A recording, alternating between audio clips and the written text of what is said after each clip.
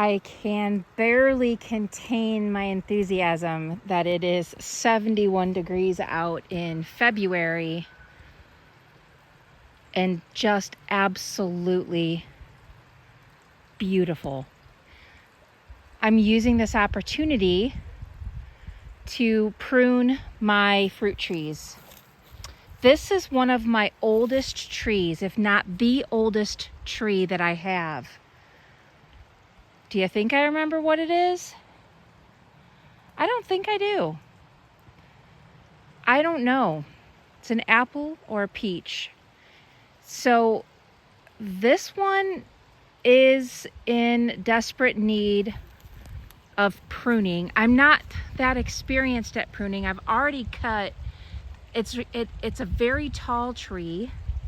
I thought it was a semi-dwarf tree, but it looks like this right here doesn't have any little, see, I don't even know the language for this stuff.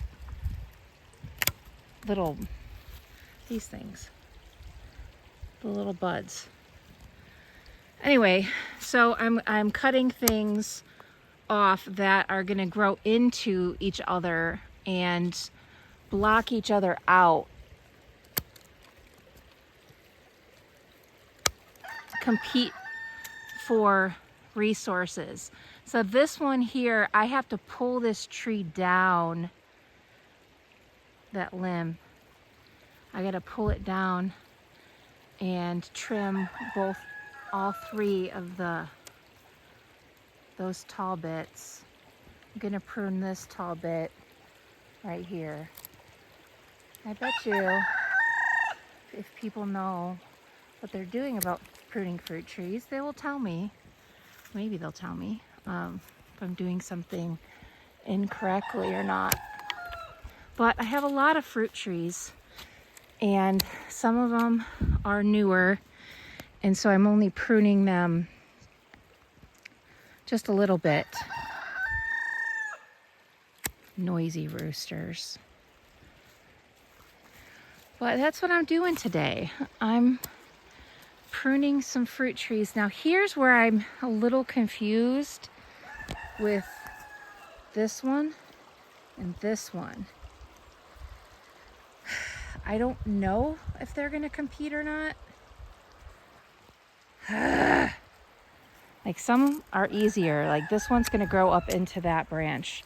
That's not a good idea.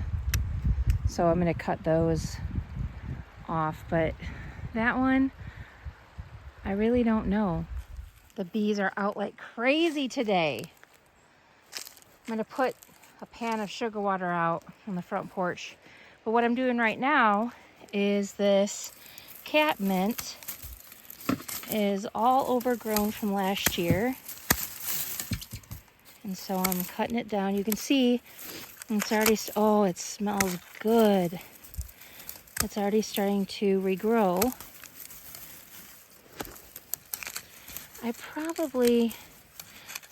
I'm not sure what to do, because I read somewhere that it's a good idea to have it near your potatoes.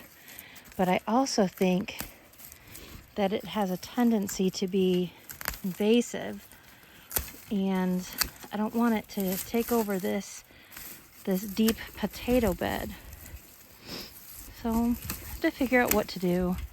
If you have any ideas, solutions, let me know in the comments of what you think I should do with this. But if you recall from this past summer and fall's videos, the bees were all over this stuff.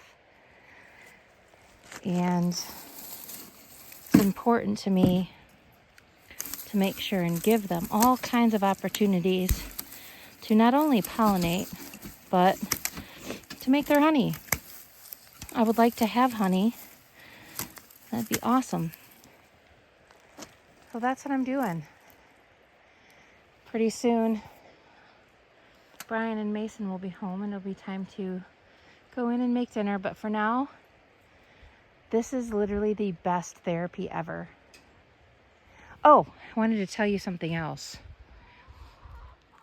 See that buildup of chicken bedding there on the outside. I'm going to plant things in that. I'm going to try to give my chickens some more leafy greens, and I'm going to grow some there. Now, I don't think they'll be able to get to it because the holes in the hardware cloth are really, really small. But I'm going to grow it there anyways because it's got to be nutrient rich from the chicken manure and the bedding and stuff like that. So I'm going to try that. I'm going to try a monster size kale. I forget the name of it. I'll have to show it to you when I start the seedlings. But I think I'm going to grow some monster kale right there so that I can just pick off some pieces and throw the huge pieces to them and give them some really nice leafy greens.